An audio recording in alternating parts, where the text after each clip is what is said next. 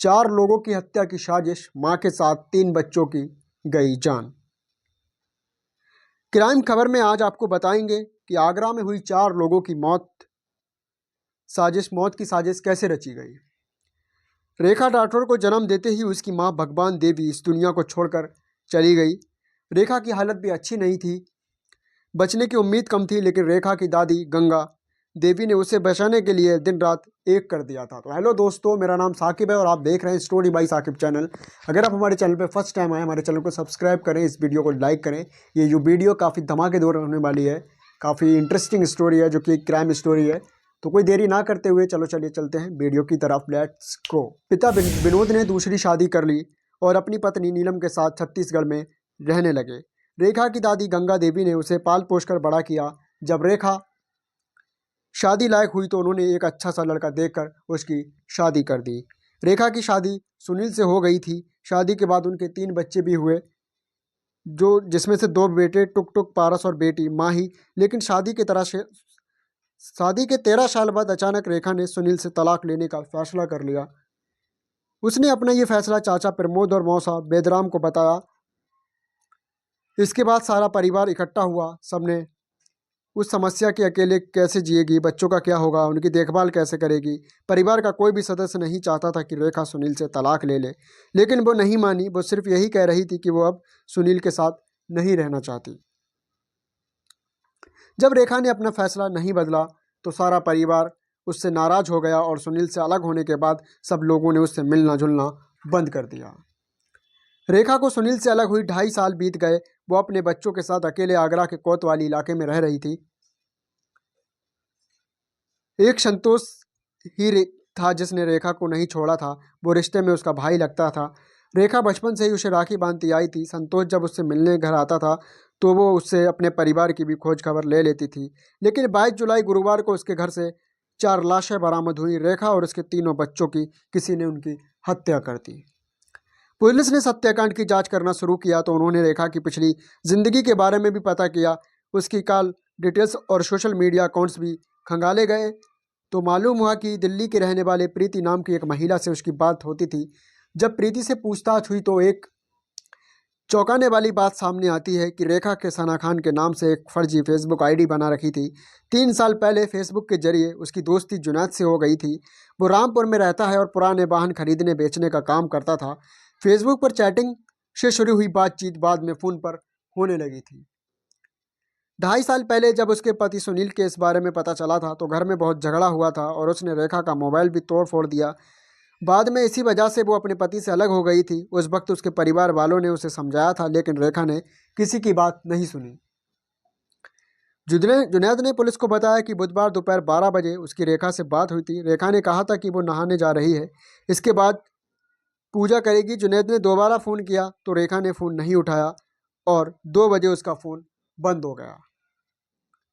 रेखा के घर तक आने के 2 रास्ते हैं। पुलिस ने इन दोनों रास्तों के सीसीटीवी फुटेज को खंगाल रखा था। यहाँ पर एक जूता फैक्ट्री के बाहर एक सीसीटीवी कैमरा लगा हुआ था। इसका फुटेज चेक करने पर पता चला कि एक युवक रेखा का लैपटॉप वाला बैग लेकर जा रहा है। जब उसकी व्यक्ति की पहचान की गई तो पता चला कि वो संतोष राठौर है। क्या हत्या की साजिश रचने वाला वो संतोष राठौर ही था? रेखा के रिश्ते का भाई संतोष राठौर, जिसे रेखा बचपन से राखी बांधती आ रही थी, पुलिस उसके घर गई तो पता चला कि वो नोएडा जाने का बोलकर निकला है। उसके घर पर रेखा की नीले रंग की एक्टिवा भी खड़ी हुई थी। पुलिस ने संतोष की तलाशी ली और उसे एक साथी बीरू के साथ पकड़ लिया। 27 तारीख मंगलवार को पुलिस ने खुलासा किया कि संतोष ने ही अपने 2 साथियों के साथ मिलकर इस हत्याकांड को अंजाम दिया था। दूसरे साथी का नाम अंशुल है, उसे भी बाद में गिरफ्तार कर लिया गया। ये तीनों 21 जुलाई को दिन में 12:30 बजे रेखा के घर पहुंचे थे।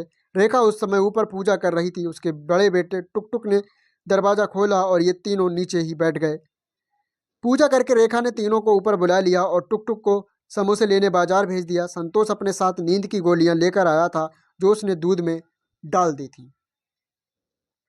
रेखा और बच्चों ने दूध पिया, लेकिन गोलियों का असर कम हुआ तो किसी काम के लिए अपने कमरे में गई तो संतोष भी उसके पीछे पीछे चला गया।